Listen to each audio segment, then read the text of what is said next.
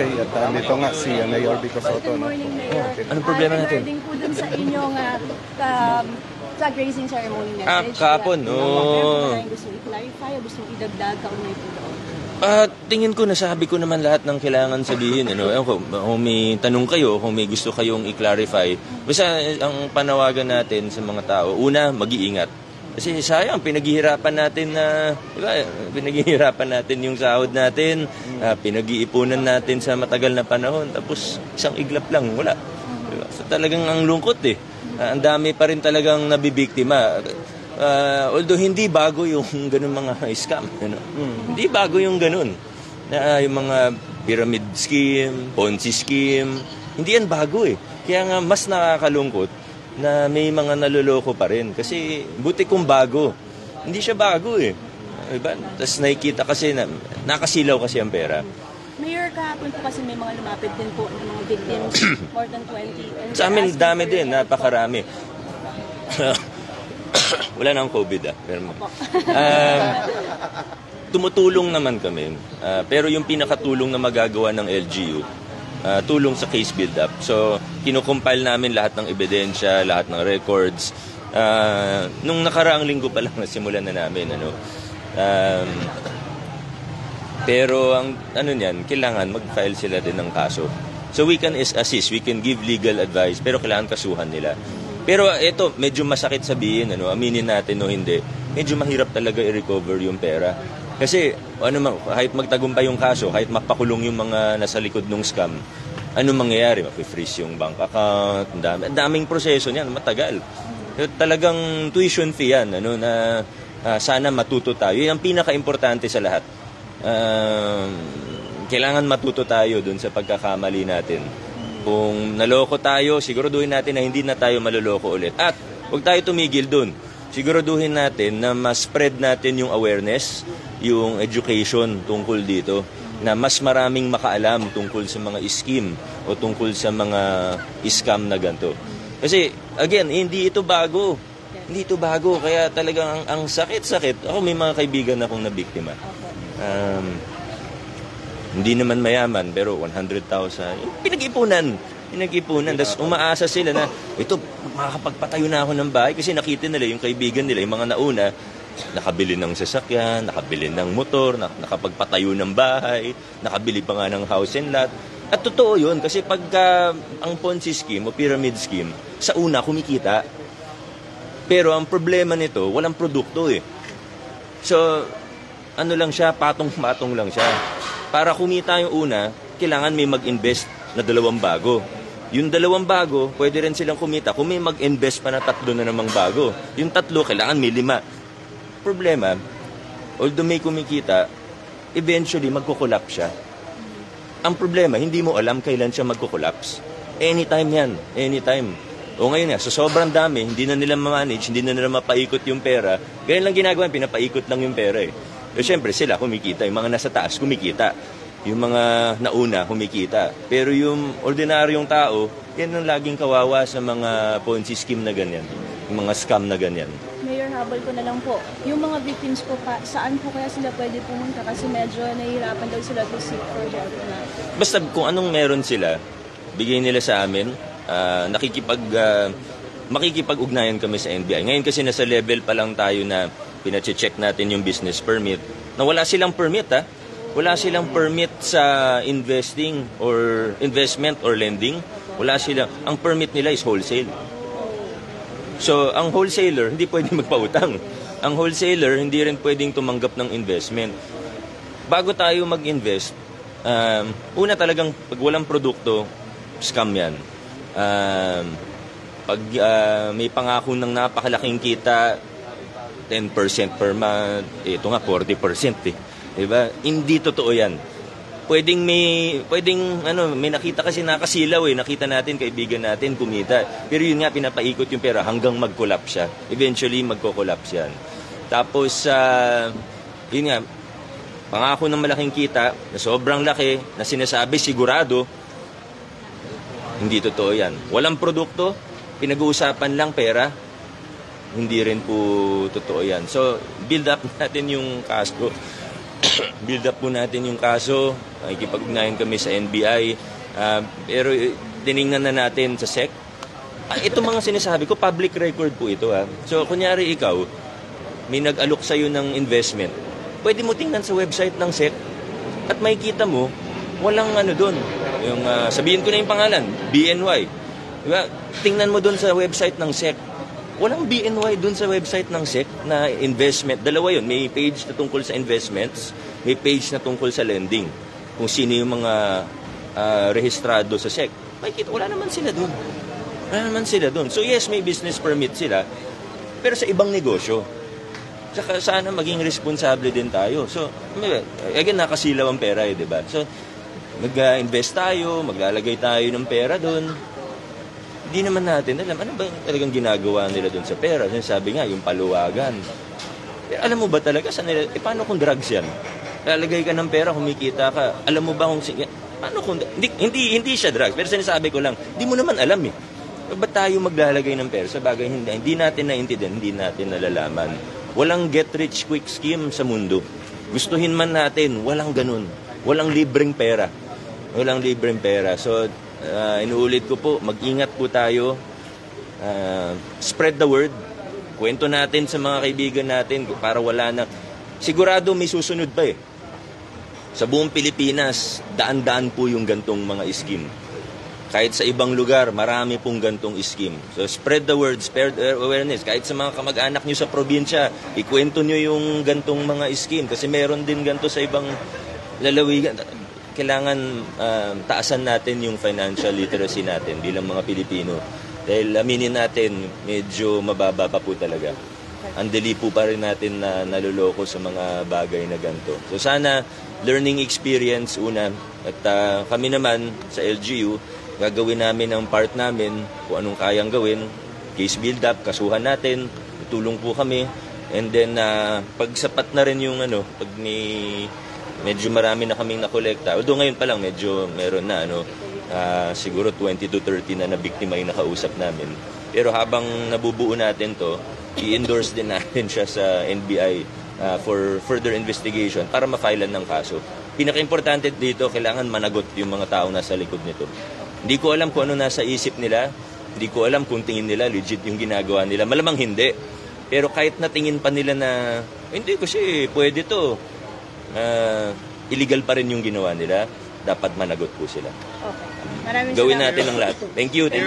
Salamat. Nakuha natin ng panayam si Mayor Vico Soto. Good morning mga kaibigan, live tayo ngayon dito sa Durian Street, Barangay Kalawaan, kung saan nandito ang buong team ng Engineering Department na nagsasagawa ng Oplan Kaayusan, at nandito nung si Mayor Vico Soto. Binisita itong lugar na ito para kausapin ng personal yung mga taga rito at alamin ng mga problema.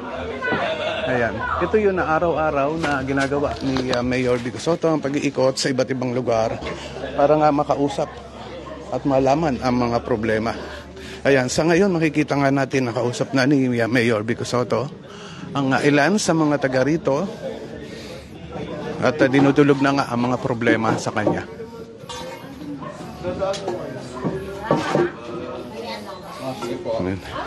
So, dalawang street ang pupuntahan ni Mayor Vico Soto dito sa lugar.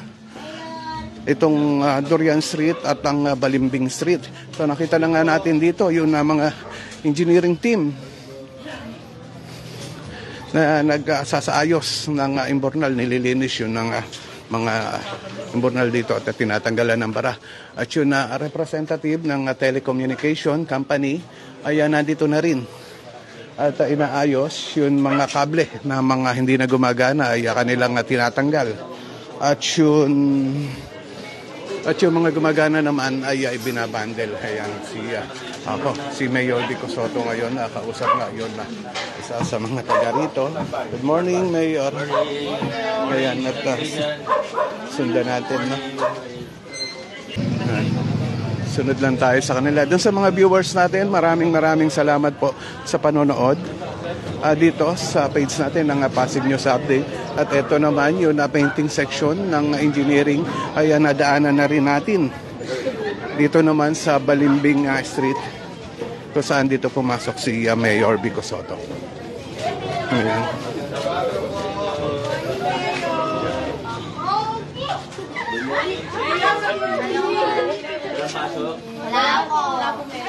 O, kaya makapicture kayo. Ayan, at nagpa-picture na nga yun mga nadadaanan natin dito sa lugar. Nakakatuwa yung mga bata. Masasaya rin na makita si Mayor Vico Sotto. Talaga hindi napigilan at nagpa-picture na rin. Ayan. So, abante tayo, no? Kasama sa isa sa presentation na yung pag-wall, painting.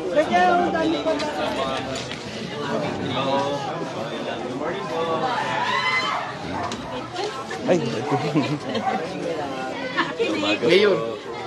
Ay, good morning po.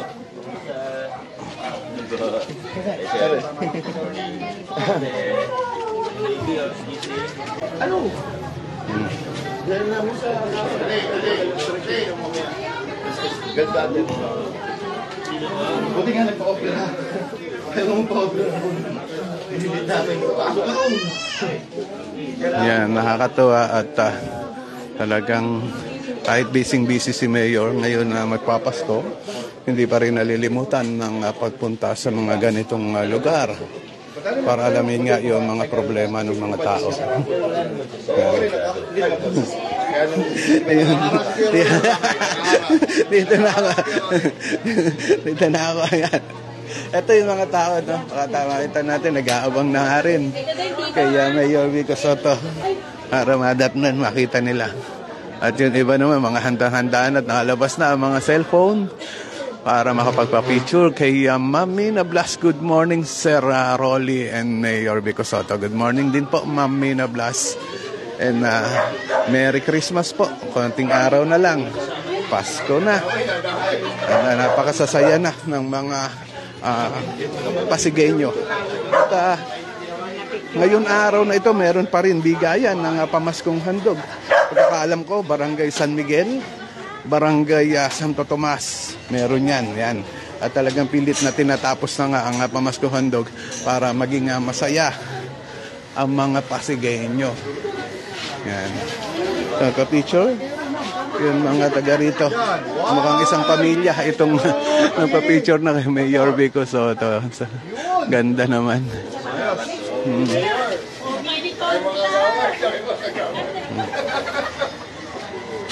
Medyo layo tayo ng konti, ano? Ayan.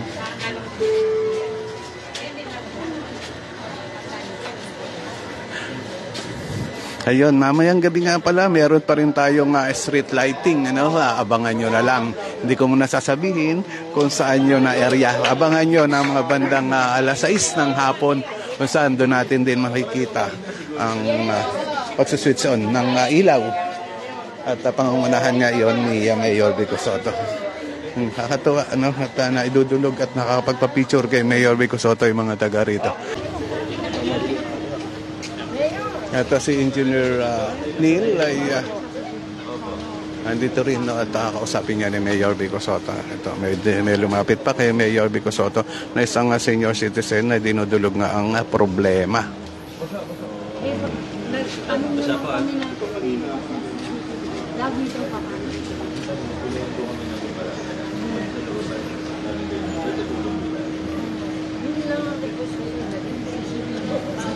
Mga kaibigan, kanina nandito na nga si Congressman Roma Romulo, no? At unang dumating dito. At dinulog ng mga tao kay Congressman Roma Romulo ay yung talagang pagdudumi ng mga aso dahil talagang yun ang number one na problema ng mga iba't iba pang sa iba't iba pang mga lugar dito sa lungsod ng Pasig, yung pagkakalat ng mga tao sa Excuse me po. Opo. Wala problema. Yung picture lang yung sabay-sabay na kayo.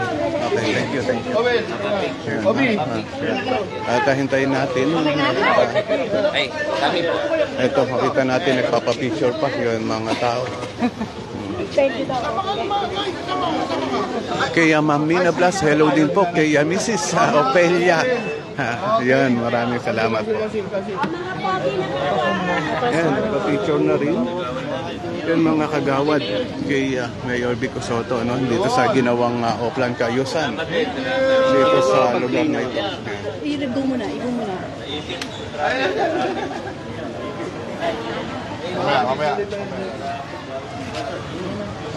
Pakikiraan daw po. Kausap na rin ni Engineer Neil si Mayor Vico Soto at ayun nga pinag-uusapan nila yung mga dapat gawin dito sa lugar ng Barangay Kalawaan.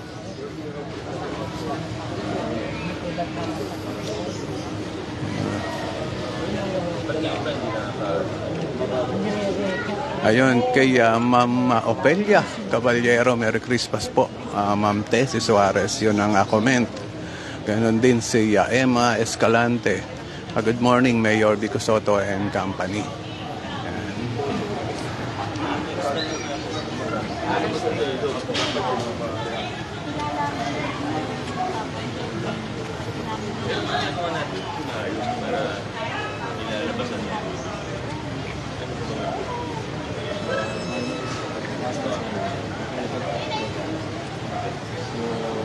Ayan.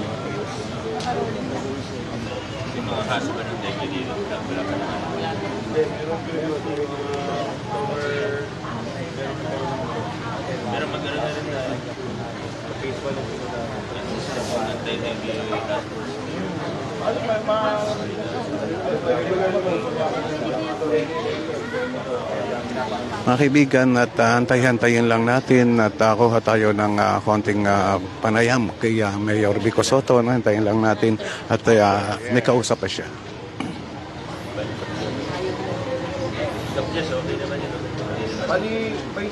Ayun, gaganda naman ang mga comment. Sumasagot ang akin may bahay.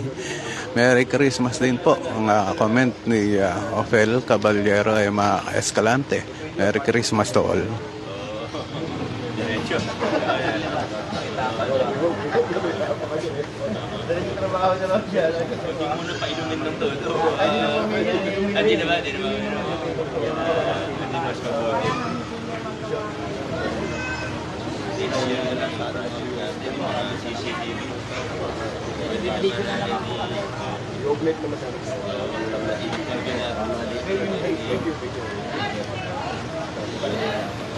Kausap ni Mayor Vico Soto ngayon na ilan sa mga kagawad nga dito, no? At pinag-uusapan nga mga dapat ayusin.